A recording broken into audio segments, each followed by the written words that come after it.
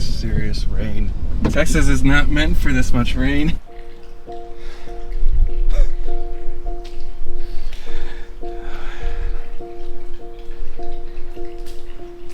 Our shop's destroyed.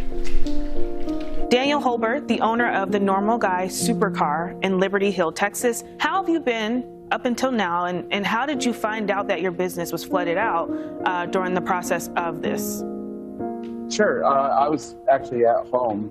People who watch our YouTube channel have just been absolutely incredible. The support we've received from literally hundreds and probably now thousands of people has just been just mind-blowing. It restores your faith in humanity when you're at some of the lowest moments of your life. Strangers that we've never met before helping us, donating money, sending us food and shop vacs and anything you can think of.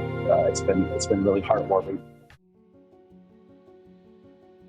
It's hard to believe that only 1 year ago today, this shop was in about 2 feet plus of water, and almost everything in here was destroyed, including 9 Ferraris, or 9 cars, I should say, and our insurance didn't cover anything.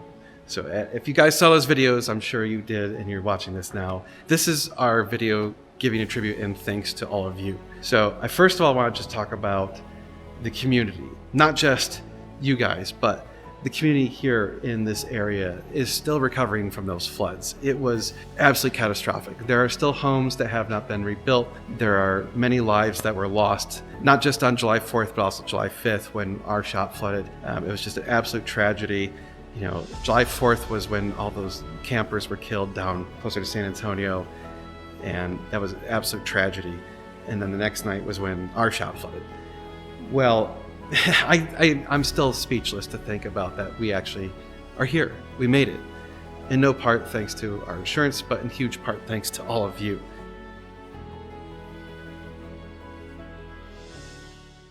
So first of all, there's just still roads that have not been rebuilt correctly. There's bridges that were totally messed up, sections of road that got washed out. There's, like I said, communities that houses got just flattened. They're gone. The houses just washed downstream. There's many, many houses that had water in them and they had to gut the houses. People, trying to get their insurance to claim things, or FEMA, because most of these people didn't have flood insurance because they weren't in the floodplain. A lot of people are like, oh, it was a 100-year event. No, this was actually, they're saying, a 1,000-year event. So absolute craziness. 23 inches of rain fell in this area in the span of only a few hours. Insane.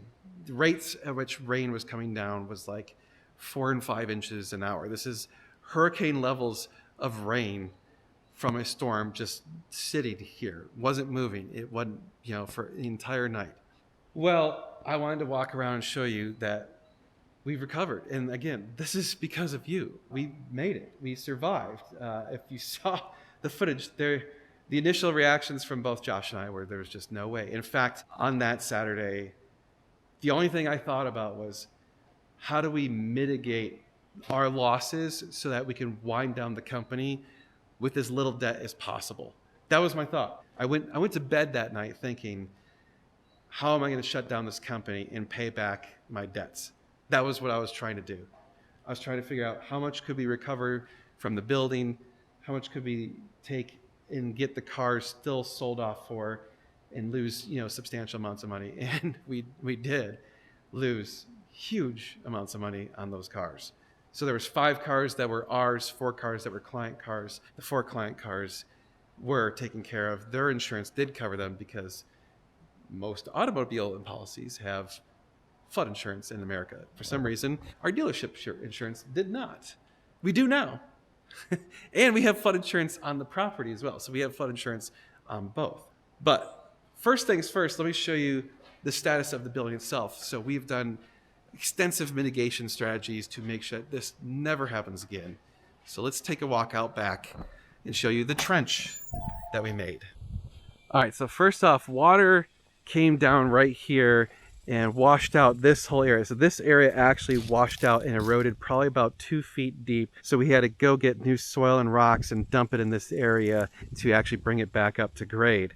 Now, what we found out is, and I'll explain in a second, is the last time we just got a strong storm, the trench is doing its job, but what we didn't realize, we were so focused on the trench, we didn't realize that water will still come down from here in really, really strong storms. It doesn't do it unless it's just an absolute deluge. And so you can see it eroded right here. It actually, the flood ripped apart this gate. You can see all the metal strands actually got cut. You can see what that post is right there. It literally ripped that apart. There was another post somewhere in here and it's just gone. I don't know where it went. So all of that, we still have to mitigate this right here. So what we're gonna do is dig a new trench that runs down to the other trench so that the water will stay over here instead of coming this way, because in the last big storm we got, there was water running down this way and it was actually so deep that it overflowed right here.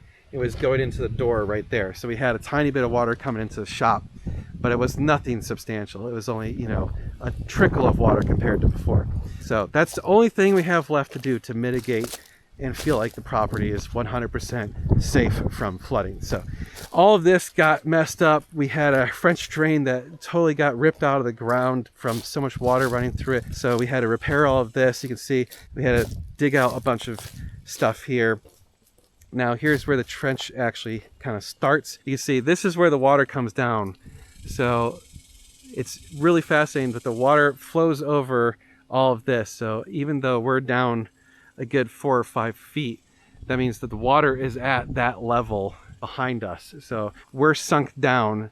So there's no way we're going to get around having water come down this way. It's just a fact. So we had to tell the water somewhere to go, and that's why we dug this big trench. Now, the weeds kind of took over. This is what happens when you don't have grass and everything got ripped up. So when it first came down, so much soil came off the neighbor's property that this whole area was almost level with that. It actually put that much dirt and rock and gravel and shit right here. You can see it's up on the side of the building still about 2 feet. So we need to re-excavate some of this to bring it down a little bit. We're going to try and put like hydro seed or something to stabilize the earth right here.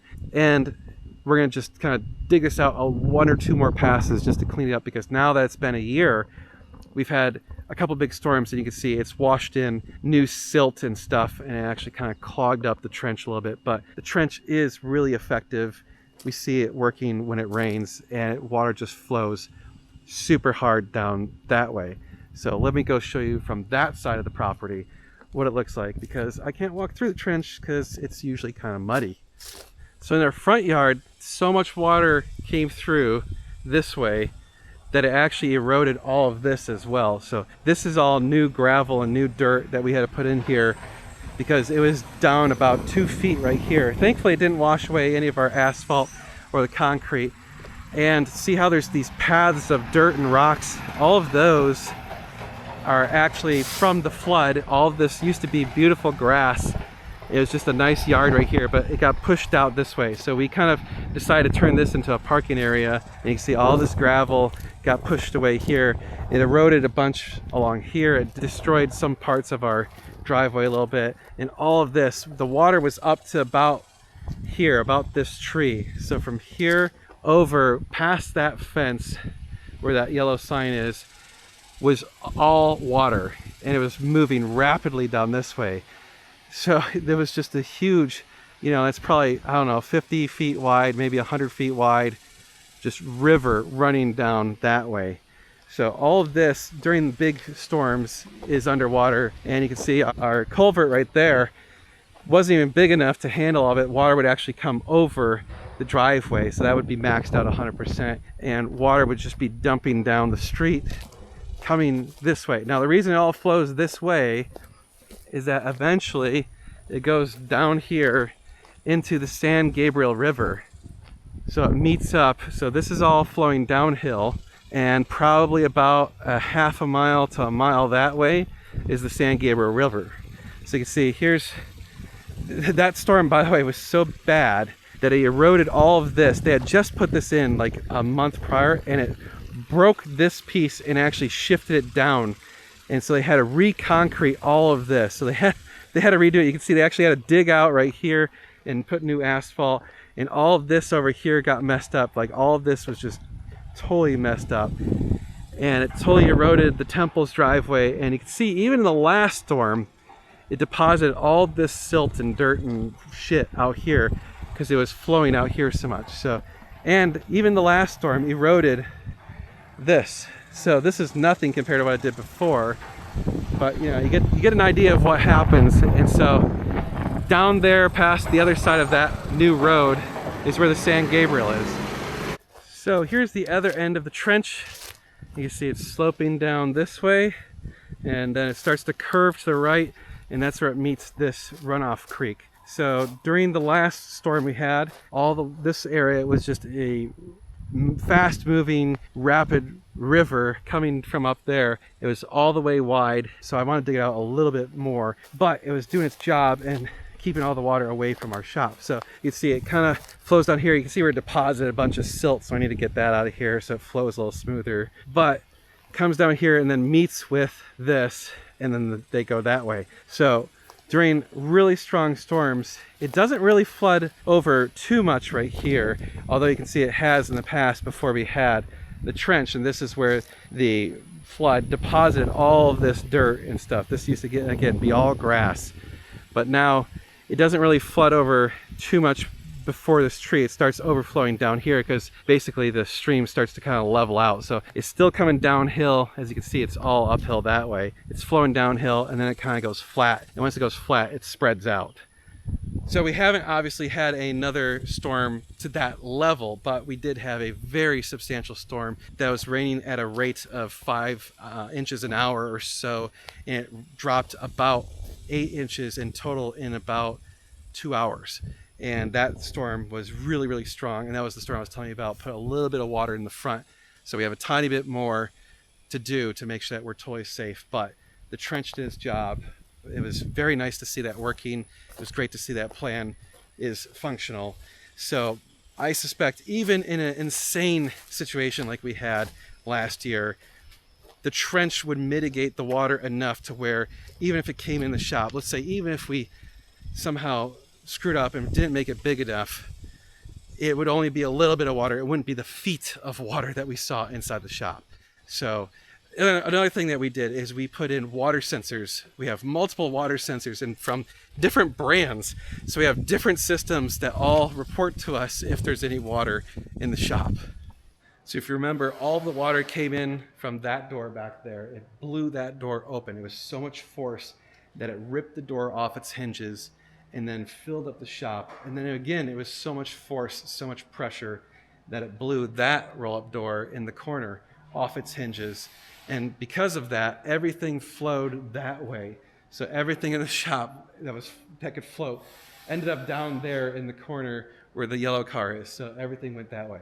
All of this, every inch of all of this was underwater and in mud, and all the drywall, all of that stuff was all destroyed. All the cabinets, the kitchen, everything, all had to get gutted, removed, and make sure it didn't mold and rot. So here we are 1 year later. And not only is it that we survived, we're thriving. The shop is growing. The business is growing. We are hiring more people. We've actually been able to employ some more people, which is amazing to think about. We are having a phenomenal year. We're doing really well. And it's all thanks to you. You guys saved us. You guys, truly. So I just want to emphasize that your money and your time and your energy didn't go to waste. You literally saved a business. You saved, so far, 5 people's life, their employment, their jobs were saved because of you. And I hope that makes you feel better. And we're actually hiring more people right now. So pretty soon, we're going to have 2 more people. So that means 7 people are making a living because of your efforts to help keep this thing going, which is amazing. And I hope that makes you proud, and I hope that makes you feel happy in your decision to help us if you did. And even if you didn't, even if you just watched our videos, that's still helping us. And we do appreciate that. So I don't want to speak too much because I'll probably start crying like a baby. It's very emotional to think about. It still sits so heavy and so surreal. Everything's just like, it's so vivid. It's one of the most vivid memories of my entire life. It's up there with the single worst days of my life. And recording it for you all to see made it a little bit more difficult. And now I have to relive it occasionally. And it's a good reminder of what can go wrong, but also restoring faith in humanity that people are still good. So once again, thank you so much. We all here at NG Supercars appreciate you guys. From the bottom of our hearts, thank you so much, and we'll see you, and hopefully in the future we won't have so many issues. No more flooding. Oh, and one last thing. We decided we are going to throw a thank you barbecue. We decided not to throw it on the anniversary because it's 100 whatever degrees out. It's the middle of Texas summer. That's not as fun. We wanted to throw it at a time where we can have all the doors open and people can go in and out of the shop and be comfortable. So we're going to do it in the fall or early winter. So probably late October, November, or December. So stay tuned for that. We'll let you know when. If you want to come join us, please do. It'll be free to everyone. Barbecue, beer, cars, hanging out, talking, and I don't know, maybe we'll do some giveaways or something cool. So plan on coming and visiting sometime in that era. We'll let you know once we have the dates locked down. But that's it for now. Truly, you guys are amazing. Thank you so much for watching, and we'll see you in the next video. We're going to be doing cool car stuff. You're going to want to stay tuned. It's going to be sweet.